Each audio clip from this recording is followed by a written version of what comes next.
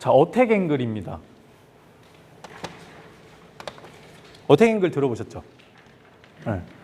어택 앵글도 언제 어디에서 인식되는지를 나눠서 보셔야 돼요. 언제 같은 경우에는 아까 말씀드렸다시피 똑같아요. 쿼드 같은 경우에는 공이 완전히 살아있을 때, 트랙맨 같은 경우에는 임팩트 때, 완전히 찌그러져 있을 때, 그리고 보통 옆에서 봤을 때 다운블로가 이렇게 들어가고 어퍼블로가 이렇게 올라간다고 표현이 되잖아요. 그죠? 자, 트랙맨 같은 경우에는 전체 헤드의 무게중심점의 이동이에요. 네. 그 다음에 쿼드 같은 경우에는 페이스면의 중심점의 이동이에요. 자, 이게 어떤 차이가 있는지 설명 한번 드려볼게요. 혹시 옵티마이저라는 장비 그 기능을 좀 써보신 적 있으세요? 옵티마이저.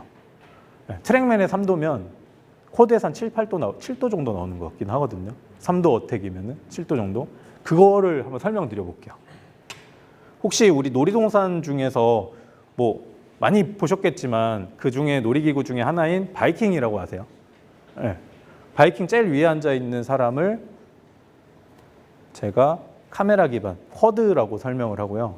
중간 쪽에 앉아 있는 사람을 레이더 기반 트랙맨이든 플라이트 스코프라고 설명을 합니다. 그러면 트랙맨은 밑에 앉아 있고 어떻게 보면 카메라 기반은 위에 앉아 있죠. 중간이고 앞쪽이니까 자 이제 한번 움직여 볼게요. 딱 멈췄어요. 바라보는 방향이 같나요? 다른가요? 네, 같은 샷이에요. 얘는 이렇게 바라보고 있고 얘는 이렇게 바라보고 있어요.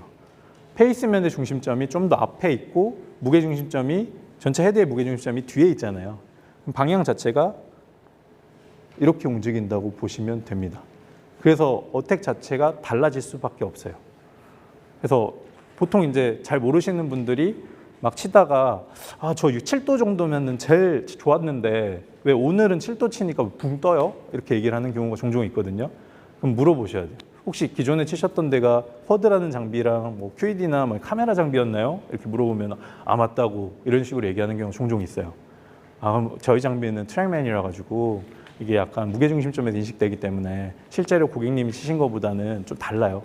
그래서 그때 7도였지만 이제는 한 3도 정도면은 그때 치셨던 거랑 거의 같은 방향으로 치고 계신 거라 보시면 될 것 같습니다. 이런 식으로 설명을 하셔야 됩니다. 네. 그러면 우리가 처음에 배웠던 탄도에 가장 많은 영향력을 주는 다이나믹 로프트는 빨간색으로 표현이 됐었어요. 자, 이제 두 번째 탄도에 가장 많은 영향력을 주는 이렇게 어택이 들어가는 앵글은 보통 파란 색깔로 표현이 됩니다. 다이나믹 로프트, 어택 앵글, 상향선, 하향선. 바뀔 수는 없어요. 그럼 볼 안 날아가요. 상향선은 항상 위에 존재하고 하향선은 항상 밑에 존재합니다. 요 사이의 각도 보이시죠? 이거 이따가 배울 스핀 로프트라고 부르는데 어쨌든 우리가 탄도는 이 안에서 만들어집니다. 공은 이 밖에서 출발하지는 않아요. 이 안에서 만들어지는데 심지어 요 중앙보다 살짝 위쪽으로 출발합니다. 아까 제가 웨지 65% 정도 영향력을 줍니다. 다이나믹 로프트라고 말씀드렸잖아요. 35%의 영향력이 어택 앵글이에요. 두 개 합쳐지면 100%잖아요. 100% 안에서 볼은 출발하는데 중앙보다 살짝 위에서 출발하겠죠. 65%로 당기고 있으니까. 자, 좀 더 좁혀지면은 6번 아이언이라 보고 조금 더 위쪽으로 붙어서 날아가고요. 드라이버 같은 경우에 더 좁혀질 거잖아요. 올려치니까. 그럼 거의 위쪽에 붙어서 출발합니다. 이런 식으로 상향선과 하향선을 이해해 주시면 될 것 같고 하향선은 어택 앵글입니다. 네. 이해되셨죠? 조금 깊게 들어가긴 했는데 아까 우리 바이킹 내용 조금 이해하시면 좋고요. 탄도에 두 번째로 많은 영향력을 줍니다. 라고 보시면 될 것 같습니다. 탄도라고 하면 출발 탄도입니다. 네. 그러면 저희가 트랙맨 평균 드라이버 마이너스 1도라고 맞아요. 저거 트랙맨. 네. 쿼드로 쳤으면은 좀 다를 수 있죠. 네. 쿼드가 조금 더 마이너스 1도라고 하면은 단계가 0도나 이렇게 될 수도 있겠죠. 바이킹을 생각했을 때. 저거 기준 말씀 잘하셨어요. 그럼 투어 평균이 드라이버가 마이너스 1도 되는데 마이너스 1도 나오면 좋은 건가요? 이런 질문도 많이 하셨거든요. 네. 그러면 커드에서 일부러 마이너스 1도 만들려고 막 했으면은 과하게 조금 더 들어갈 수 있죠. 우리가 바이킹 생각했을 때 이런 각도로 맞았을 거잖아요. 어떻게 들어갈 때. 그럼 조금 더 들어간 게 트랙맨, 좀 더 덜 들어간 게 카메라 방식이라고 보시면 될 것 같고요. 뭐 일단은 되게 좋은 질문이셨거든요. 마이너스 1도 적힌 거 저거부터 한번 짚고 넘어가 보겠습니다. 보통 저한테 질문 되게 많이 해요. 저기 트랙맨에서 마이너스 1도 평균값이 PJ 평균이라고 하는데 마이너스 1도로 쳐야지 제일 멀리 보낼 수 있는 거예요? 이렇게 물어보거든요. 아닙니다.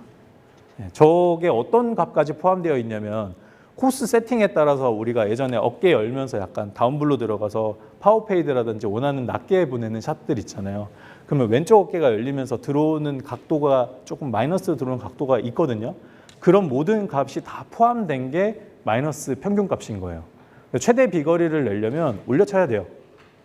네. 그래서 그런 값까지 포함된 게 마이너스 값이라고 보시면 됩니다. 요거는 구글에다가 검색하면은 논문 비슷한 게 엄청 많아요. 이런 질문들을 되게 많이 했는지는 모르겠는데 저도 처음에 트랙맨에서 교육하다가 이런 질문 올 때 저도 이제 배워야 되잖아요. 검색을 되게 많이 했거든요. 그때 가장 많은 중복값이 많은 게 이런 내용이었습니다. 네. 세 번째입니다. 스핀 로프트.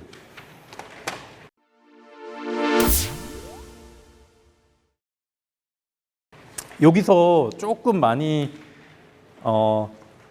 프로님들하고 아마추어하고 이해도가 달라져요. 스핀 로프트라는 거는 우리가 아까 처음 배울 때 빨간 선의 이름이 뭐였죠? 다이나믹 로프트. 파란 선의 이름이 뭐였죠? 어테인글이었죠. 여기 이름 한번 보실게요.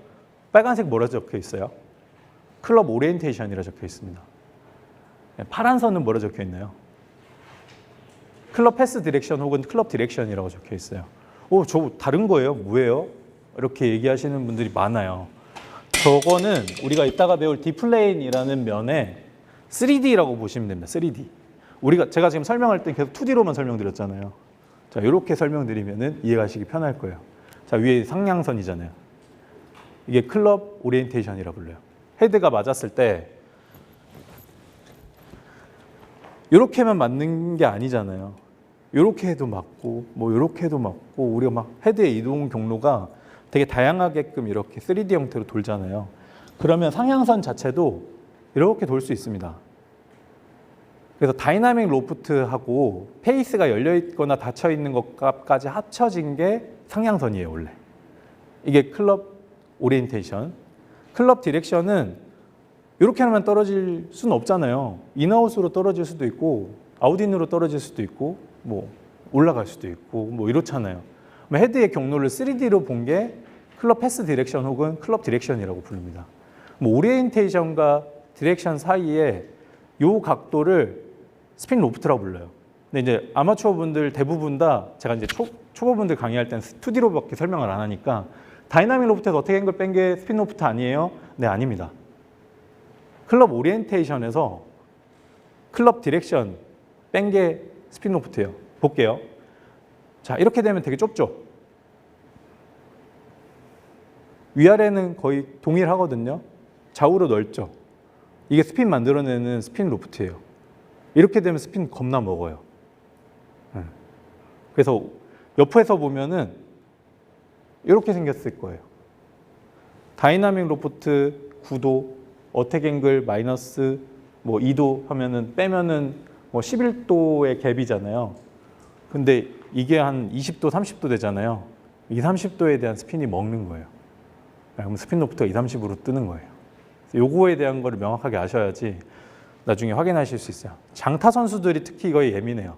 장타 선수들이 보통 한 4도대 스핀 로프트를 유지하려고 노력을 많이 3도 내지 4도대를 유지하시거든요. 요 스핀 로프트 살짝만 꺾이잖아요. 한 50m 돕니다. 네.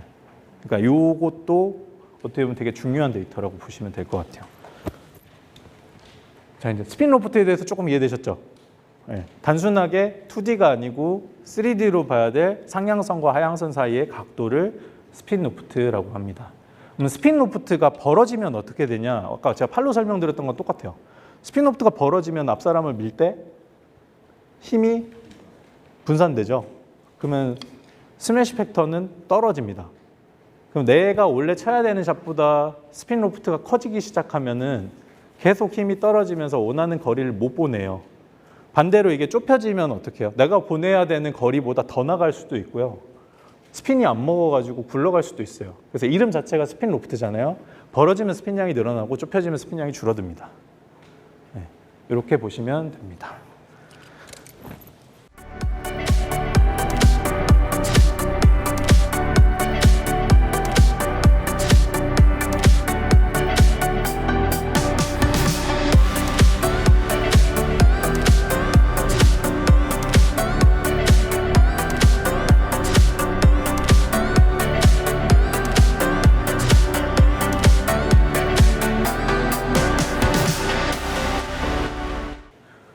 다음 스핀 레이트, 카메라 기반은 토탈 스핀이라고 부릅니다.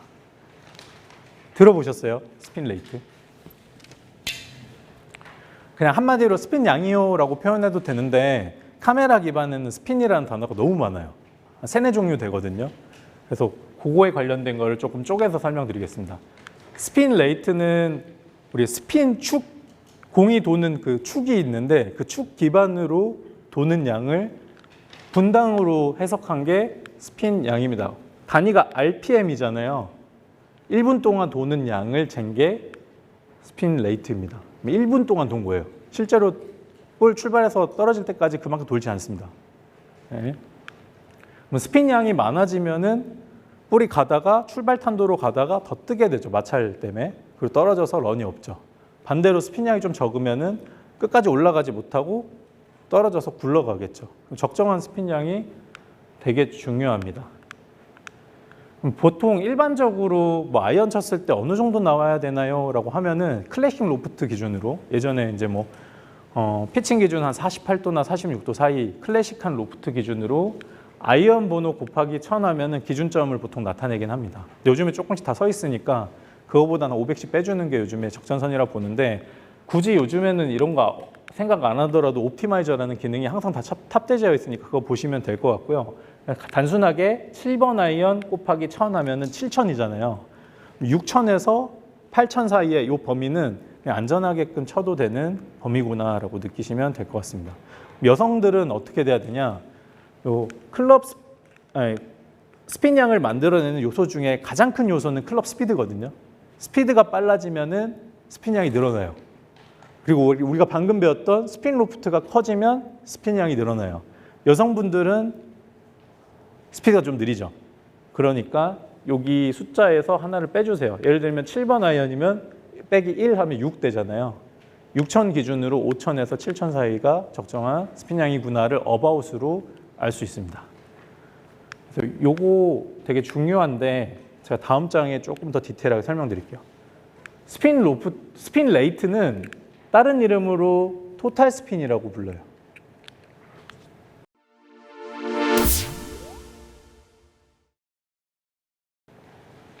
혹시 이런 그림 보신 적 있으세요? 주식코드 쓰시는 분들은 많이 보셨을 것 같아요. 네, 트랙맨 쓰시는 분들이 코드 쓰시다가 가장 많이 헷갈려 하시는 게 백스핀 막 여기서 헷갈려 하세요. 백스핀이 뭐예요? 토탈 스핀이 뭐예요? 막 이런 경우가 있어요.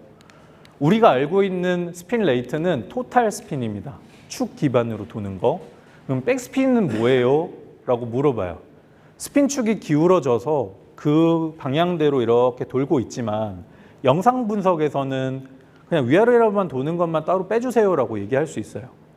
그걸 수식으로 그냥 삼각함수로 재면은 스핀량이 좀 따로 떨어져 나오거든요. 자, 예를 들어서 이렇게 스핀 축이 지면하고 평행하게 돈다면 모든 스핀량이든 백스핀이든 똑같아요. 사이드 스핀은 0일 거고 스핀량이 똑같아요. 기울어지기 시작하잖아요. 토탈 스핀보다 백스핀이 줄어들 수밖에 없어요. 왜냐하면 이렇게 도는 거를 영상 분석에서 위아래로만 긁기 시작하면 없어지는 양들이 많이 생기잖아요. 그래서 그게 이렇게 나옵니다. 원래 이게 토탈 스핀이라면 이만큼에 대한 양이 손실될 수밖에 없어요. 그럼 이걸로 뭘 할 수 있냐? 스핀축이 제껴지면 제껴질수록 뭐가 바뀌어요? 이렇게 날아가죠. 이렇게 날아가요. 이렇게 날아가요. 뭐가 바뀌어요? 하이트가 바뀌어요. 네. 그렇죠? 그러면 백스핀과 토탈 스핀과 하이트를 보면은 어느 정도 손실이 되면서 어느 정도의 높이가 분산돼서 내가 떨어지는 갭이 어떻게 되는지 예상할 수 있습니다. 그런 식으로 확인하려고 세 가지를 동시에 볼 수 있고요. 또 나머지 하나를 보면은 수평 기준의 회전량은 사이드 스핀이잖아요. 사이드 스핀은 이게 기울어지면 기울어질수록 스핀이 회전되는 양을 측정할 수 있죠. 커브량과 매칭이 되겠죠. 그래서 두 가지를 봤을 때 백스핀과 토탈 스핀을 비교해서 갭이 많아지면 많아질수록 하이트가 줄어들고 떨어져서 굴러가는 런이라든지 이런 것들도 차이가 날 수 있다고 확인하시면 좋을 것 같습니다. 요거는 넘어가고요. 스핀 마운틴이라는 건 트랙맨 마스터들이 모여가지고 만든 그냥 이름인데요. 원래 이름은 마찰력의 한계점이라고 책에 적혀 있어요. 골프의 물리학 책 보면 똑같은 그림에 점점점으로 그려진 게 있는데 거기는 마찰력의 한계점이라고 되어 있고요. 우리가 테이블보에다가 물을 올려놓고 확 당기면은 스피드가 빠르면은 물이 완전히 살아있고 테이블보만 빠지는 걸 많이 보셨죠? 이게 골프에도 그대로 적용된다고 보시면 됩니다. 스핀 로프트가 45도라는 요 각도, 예를 들면 피칭 정도가 될 수 있을 것 같아요. 요 각도를 가지고 스피드가 빠르게 풀샷을 딱 때렸을 때 스핀량이 마지막으로 먹어요. 근데 50도, 56도, 60도로 넘어가면은 저 테이블볼을 당기는 듯이 제껴지면서 마찰력이 줄어들고 오히려 싹 지나가는 현상들이 생길 수 있습니다. 그래서 오히려 스핀량이 덜 먹어요. 이런 모습을 상상해 주시면 좀 좋을 것 같고요. 그럼 마찰력이 최대로 있는 각도가 어느 정도 될까 하고 봤을 때 한 45도의 스핀 로프트가 유지되면 거기는 맥시멈 정도 되는데 그거보다 많아지기 시작하면은 스피드에 따라서 손실되는 스핀도 생길 수 있습니다. 라고 보시면 됩니다. 여기서 테스트한 것 중에 녹 쓴 웨지하고 녹이 안 쓴 웨지 두 개 비교한 자료도 있는 걸로 알고 있어요. 그래서 녹이 쓴 웨지를 가지고 최대 스피드로 뉘어진 웨지를 쳤을 때 56도인가 아마 각도는 잘 모르겠는데 오히려 녹 쓴 웨지가 탄도가 높이 출발을 했고 스핀량은 더 적게 나왔다고 알고 있거든요. 그것도 아마 이거랑 비슷한 원리로 측정이 되었을 거로 봅니다. 그래서 그냥 스핀 마운틴은 그래프가 산처럼 생겼잖아요. 그래서 스핀 마운틴이라고 불러요.